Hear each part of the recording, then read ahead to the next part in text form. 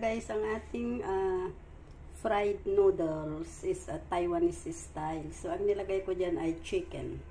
Hindi yan pork, chicken yan. So, ayan guys, thank you for watching. Please don't forget.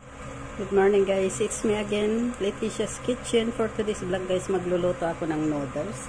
So, una, ang nilagay ko muna dyan ay yung garlic. And then, maglalagay ako ng chicken. Chicken ang ilalagay ko guys. So, ayan. Bali yung noodles ay naano ko na pakuluan ko na yon. So, mamaya i-diretso na lang natin lutuin.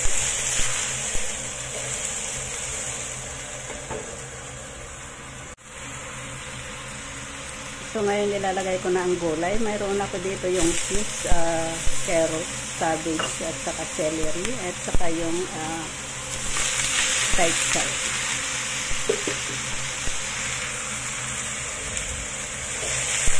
So, fry lang natin yung mamaya.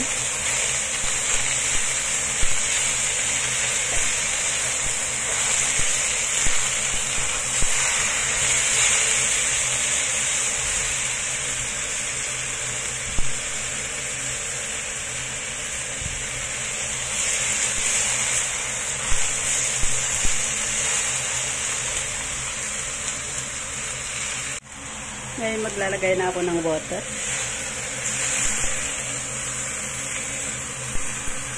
At maglalagay din ako ng white pepper at saka chicken powder.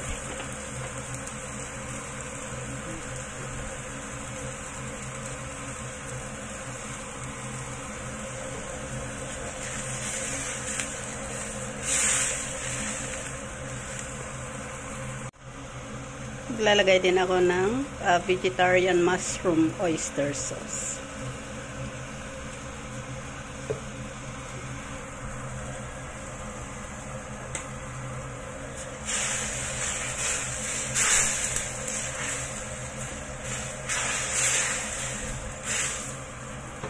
Maglalagay din ako ng kikuman sauce, yung Japan sauce.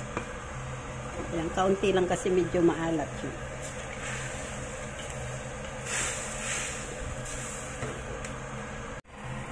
So ngayon ilagay ko na rin ang noodles. Ito yung nilaga ko na kayan kanina. Kasi iyan yung dried noodles. So ayan guys, halo na natin yan.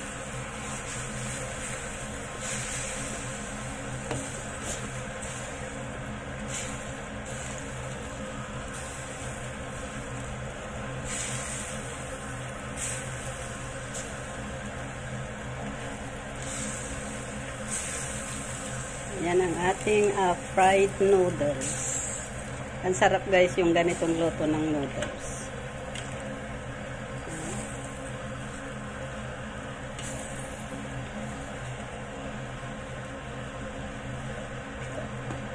Mahinang apoy lang.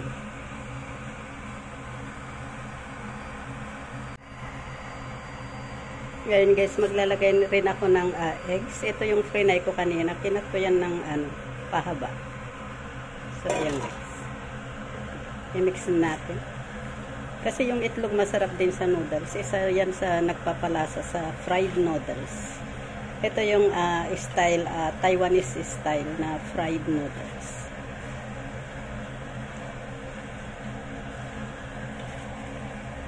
So, ayan. Malapit na yan maluto. Mix lang muna natin.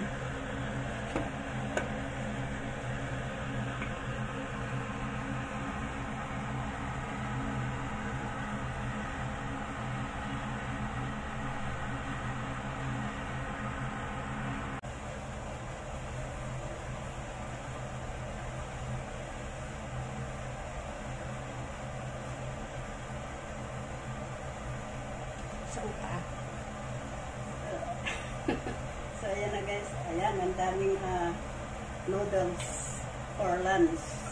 So, ayan na guys. Ready to serve na yan. Huwag nang ilagay lahat kasi ang dami. Sobrang dami. Isang serve na yan.